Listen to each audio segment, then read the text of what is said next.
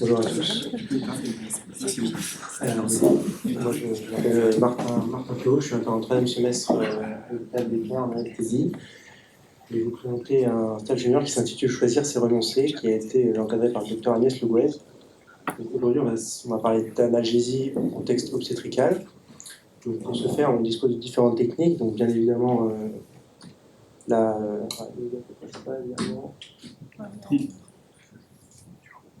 la péridurale, qu'on connaît tous, mais une technique qui nous permet aussi d'obtenir une bonne analgésie obstétricale, c'est la rachianesthésie. Et malheureusement, dans la grande majorité des cas, on va choisir entre les deux en faveur de l'analgésie péridurale, et c'est assez dommage, puisque en faisant ça, on renonce à des avantages qui sont bien spécifiques à la rachianesthésie. Donc aujourd'hui, on va s'intéresser à la technique combinée de péri-rachi combinée dans le cadre du travail obstétrical, et de savoir s'il y a un vrai rationnel à utiliser cette technique, quels bénéfices on en attend pour les patientes, et est-ce qu'on s'expose à plus d'effets secondaires en utilisant une technique combinée. Donc tout d'abord, un bref rappel technique sur la péridurale. Donc comme on le sait tous, on va localiser l'espace péridural grâce à une aiguille de Thury via la technique de perte de résistance, et lorsqu'on sera dans l'espace, on introduira le cathéter péridural. La technique de rachianesthésie, elle commence par exactement la même technique, c'est-à-dire localiser l'espace péridural grâce à une aiguille de Thury, puis à travers l'aiguille de Thury, on introduit une aiguille de rachianesthésie. Donc ce qui est recommandé, c'est d'utiliser les plus fines aiguilles qu'on ait, donc les 27 gauges. On va ponctionner la mère, s'introduire dans l'espace intratécal, et là, on injecte un mélange soit de morphinique seul, soit de morphinique plus anesthésique locaux. On va le voir dans la suite du topo. Puis on finit par insérer un cathéter péridural comme on a l'habitude de le faire. Donc, une des indications un peu reines de la périrachie combinée, c'est la césarienne programmée. On ne va pas du tout parler de ça aujourd'hui, et on va se concentrer sur les indications pour le travail. Alors, au cours du travail, la périrachie combinée, on a tendance à l'utiliser aujourd'hui en routine pour 3 situations. Un travail qui est soit très avancé, soit hyperalgique, soit chez une patiente qui est une grande multipare, avec un risque de travail très rapide. Tout ça dans l'objectif d'avoir une analgésie d'apparition rapide, en tout cas plus rapide qu'avec une analgésie péridurale seule. Alors, quels sont les avantages théoriques à faire une périrachie combinée par rapport à une analgésie péridurale? Donc, tout d'abord, on vient de le dire, d'obtenir une efficacité analgésique plus rapidement. De deux, on peut penser qu'on aura une meilleure efficacité en termes de sacralisation, donc de gestion des douleurs vraiment périnéales qui sont médiées par les racines sacrées qui sont parfois difficiles à avoir avec la péridurale, de par une injection intratécale qui, de facto, pourra plus facilement diffuser en caudale. Troisièmement, on s'attend théoriquement à avoir des cathéters mieux positionnés, puisqu'on confirme le caractère médian de notre ponction et le caractère médian de la montée de notre cathéter. Et on a un double contrôle du fait qu'on est bien dans l'espace péridural si on a un reflux de LCR dans l'aiguille de rachianesthésie. Enfin, on peut s'attendre à moins de blocs moteurs de par une moindre consommation d'anesthésiques locaux dans le mélange péridural.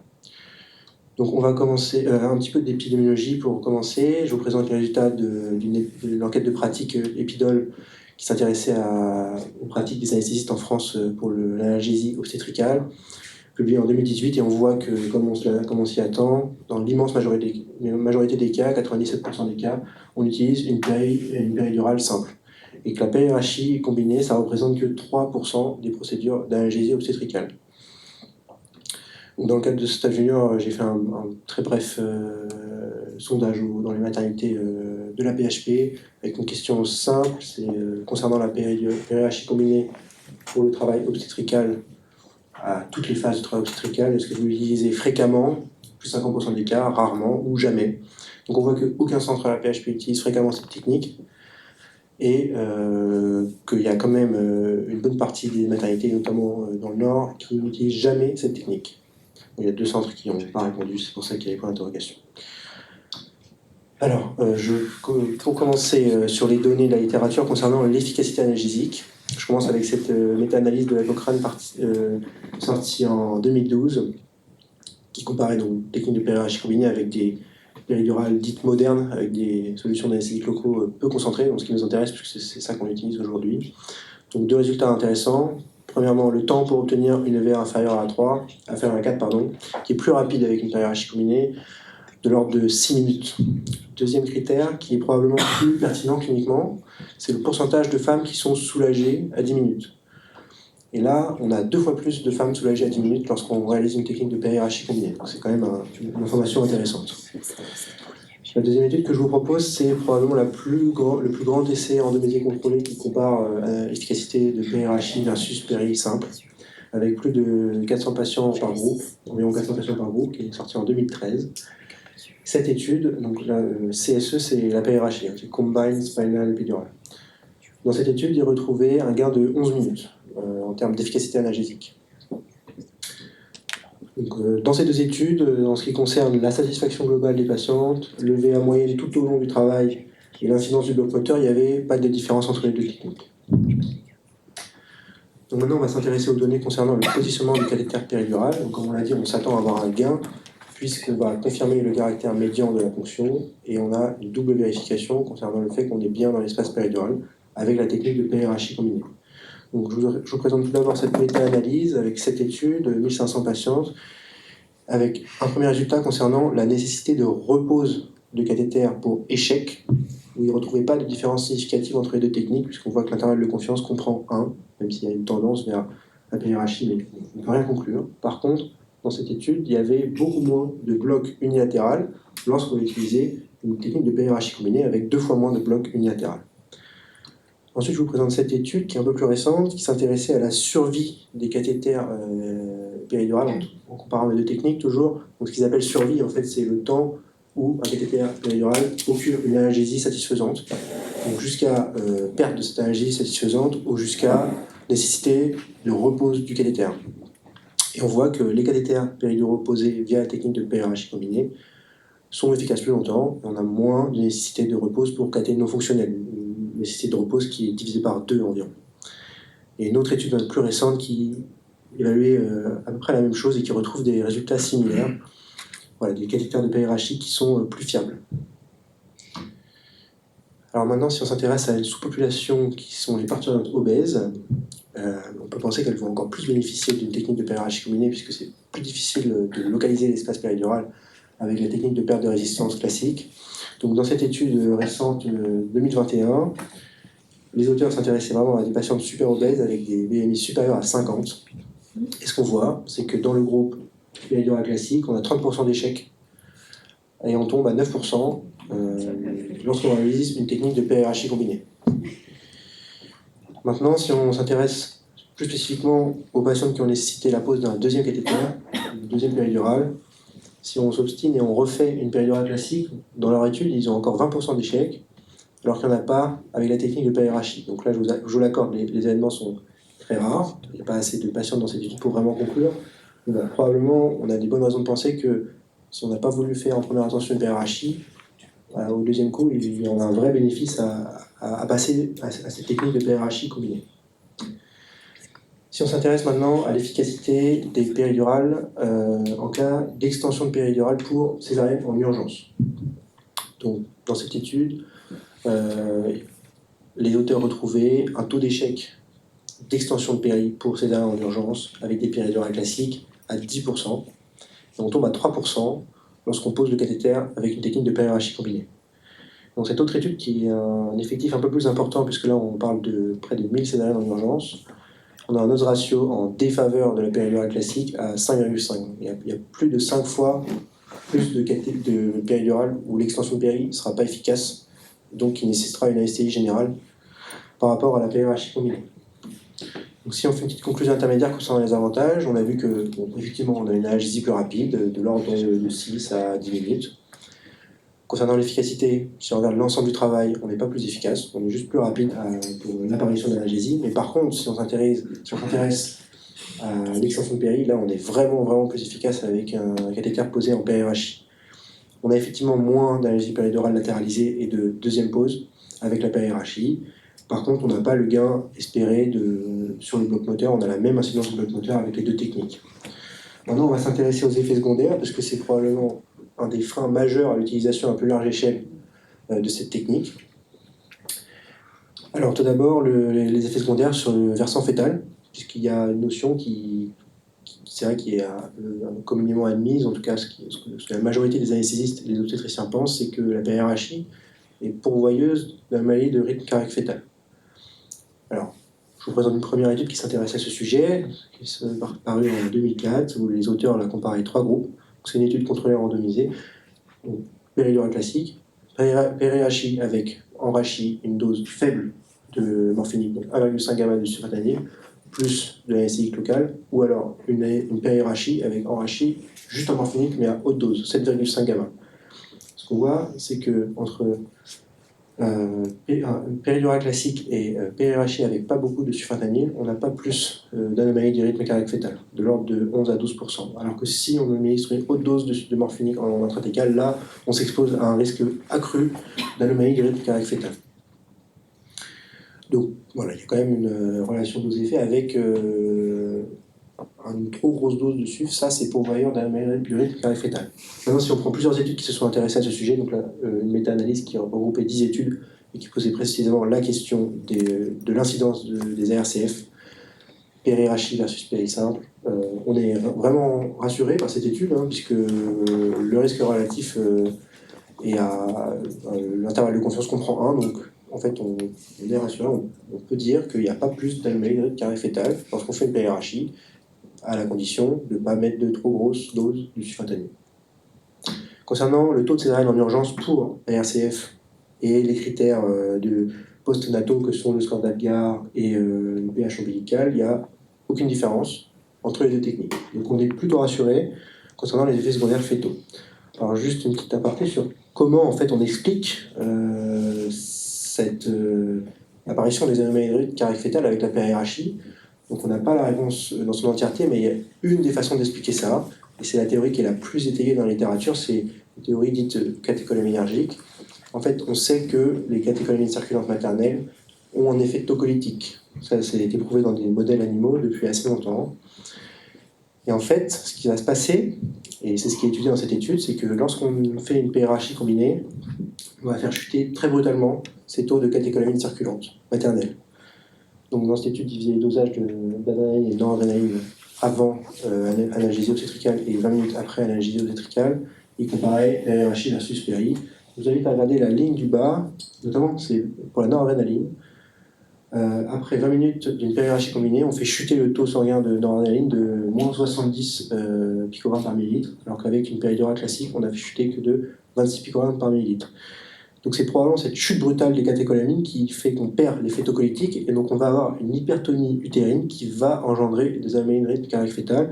Et c'est assez bien montré dans cette étude où les auteurs, si on représente graphiquement le delta d'analgésie à 5 minutes et la probabilité d'hypertonie utérine, en plus dans cette étude c'était évalué par un capteur interne, intra-utérin, assez fiable. Plus vite on est soulagé, plus on a de chance d'avoir une hypertonie utérine, donc plus on a de chance d'avoir des anomalies de rythme. Donc c'est une des explications pour le caractère pourvoyeur d'ARCF de la PRHI. Maintenant, si on s'intéresse au retentissement maternel, concernant l'hypotension artérielle, il y a dans les méta-analyses et dans toutes les études qu'on a pu regarder avec Agnès, il n'y a pas d'augmentation significative de l'incidence de l'hypotension artérielle avec la PRHI combinée. Un des effets secondaires qui est vraiment plus fréquent en PRHI, c'est le prurite, voilà, avec des risques relatifs à 1,6. Mais bon, c'est un prurite qui est souvent rapporté comme peu intense et qui ne modifie pas la satisfaction maternelle. Donc c'est pas un effet secondaire qu'on peut appeler majeur, je pense. Et un des effets secondaires qui va vraiment nous intéresser, parce que c'est assez contre-intuitif, on va dire, c'est le taux de céphalée post-brèche durale. Donc dans la technique de périrachie, de facto, il y a une brèche durale. C'est inhérent à la technique. Mais en fait, si on utilise des aiguilles de 27 gauge, et c'est ça qui est recommandé, on n'a pas plus de céphalée post-brèche, on n'a pas plus de nécessité d'un recours à un blood patch. Et même, résultat un petit peu contradictoire, mais je vous le présente, donc ça c'était une grosse étude rétrospective sur plus de 20 000 accouchements, donc c'est monocentrique, et il s'intéresse spécifiquement aux complications des techniques d'analgésie neuraxiale pour le travail obstétrical. Et si on prend la problématique des brèches plus particulièrement, et qu'on compare péri simple avec périrachie combinée, donc ce qu'ils appellent wet tap, c'est des brèches à la TUI. Donc soit des brèches à la TUI, soit des brèches avec le cathéter. En fait, on a plus de brèches avec technique de péri simple. Et ça sortait statistiquement significatif. Et dans tous les cas, on n'a pas plus de recours à un blood patch avec la périarachie combinée. Ça s'explique probablement parce que en périarachie, quand on ne sait plus vraiment où on est, notre perte de résistance elle n'est pas franche, on s'est un petit peu perdu dans le dos de la dame. Une façon simple de confirmer notre position, c'est insérer l'aiguille de rachis. Si on n'a pas de reflux d'LCR, c'est qu'on n'est pas au bon endroit. Alors que probablement qu'avec une péridurale classique, parfois on est tenté de continuer d'avancer même si on ne sait plus trop où on est. Et là, on brèche à la tuer. Alors, des complications rares mais graves. Le risque infectieux de méningite, puisque forcément, on a bréché la dure mère. C'est un risque qui existe, mais qui est trop rare, qui ne ressort pas du tout dans les études, et qu'on peut combattre facilement avec une asepsie stricte. Et bien sûr, le port du masque pour tous les acteurs qui sont présents dans la pièce, y compris la dame, y compris l'IAD, s'il y en a une dans votre maternité. Deuxième erreur qui est pas négligeable, c'est l'erreur humaine, l'erreur d'injection intratécale. Alors, faire des erreurs médicamenteuses en péridurale, ça a des conséquences, mais faire des erreurs d'injection médicamenteuse en intratécale, ça a des conséquences encore plus graves. Notamment là, dans cette technique, il faut manipuler plusieurs médicaments, un anesthésique local, un morphinique, on peut se tromper de dose, on peut aussi contaminer notre solution avec la solution antiseptique. Ça peut vraiment faire des effets secondaires. Très grave. Enfin, c'est un des risques également. Et troisièmement, un risque un peu moins connu, c'est le risque de ponction médulaire. Alors, notamment de ponction du cône terminal. Pour deux raisons. Déjà, la ligne de Tuffier, on sait bien que ça donne une estimation du niveau lombaire qui est assez mauvaise. On a tendance à toujours penser qu'on est plus bas qu'on est. Et notamment chez la femme enceinte, il semblerait que le cône terminal est plus souvent bas situé, plus souvent en dessous de L2.